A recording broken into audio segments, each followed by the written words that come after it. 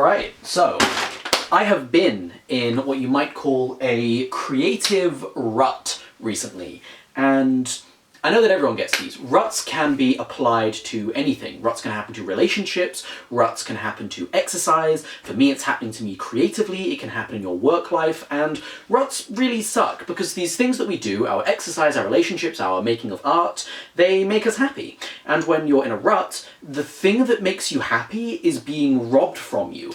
But not by an external source that you can get mad at or solve. They're being robbed from you by yourself.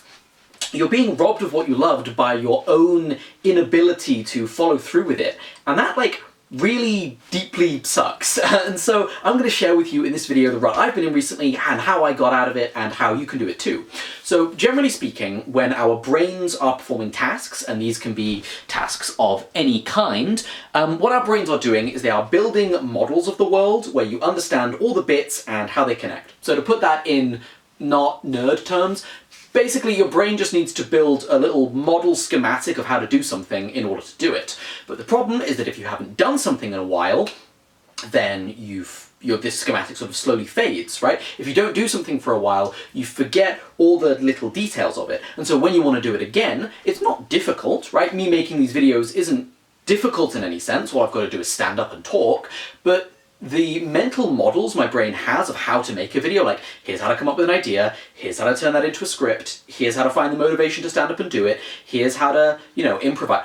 All that model has faded. My brain doesn't have that anymore. And, doing something isn't difficult, but doing it without its mental model is difficult. That's the thing that's making it hard to get out of in a rut. And so in order to get back into making videos, what you need to do, or get back into anything, what you need to do is you need to trigger your brain to remember the schematic models that it's built and to start building them and working on them again. So for a really practical example, what you're going to want to do is you're going to want to find what I like to call the minimum viable effort. So what's a version of the task that you want to do that has the least amount of effort humanly possible? So I'm doing it right now. I'm in a rut making videos, so what's the lowest effort video I can possibly make?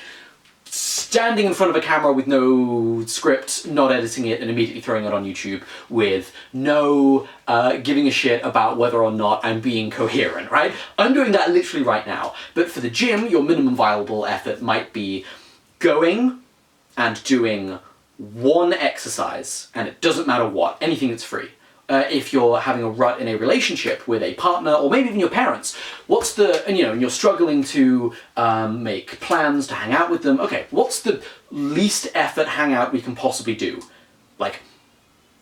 Let's just watch a movie or something, right? Find the lowest amount of effort you can possibly do that will technically, cover a task that you've been in a rut for.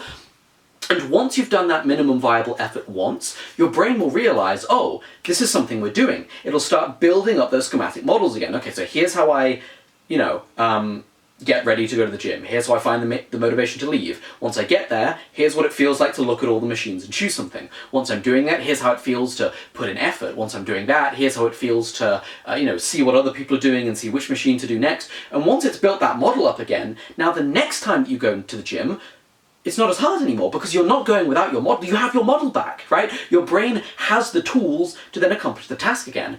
And so the very simple principle behind all of this is if you're struggling to do something, don't jump all the way back into the deep end.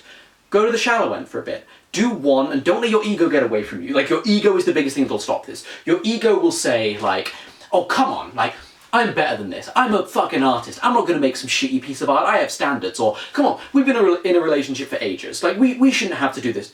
No, you should. Even the best artists, the closest couples, the most dedicated gym goers, the hardest workers, all will face this, and you have to put your ego aside and say, I know that this minimal viable effort seems too easy. I know that I just fucked up a line, and surely I have high standards to re-record. You have to tell your brain, no. Do the minimum viable effort, then afterwards, then you can do the hard bit again, because if you find something so easy, it's impossible not to do it, and then after doing that thing, you'll feel better. That is the slow, gentle ramp you need to gently ramp back up to your old self to get back onto what you're doing whenever you're in a rut. So I hope this video has helped you. I'm going to be uploading more sort of lower quality, faster videos onto this YouTube channel. Put any comments you have in the question about this or any self-improvement or philosophy topics that you'd like to ask me about, because yeah, I'm going to be answering them in like unscripted formats here, so hope you've enjoyed, and follow for more rambling.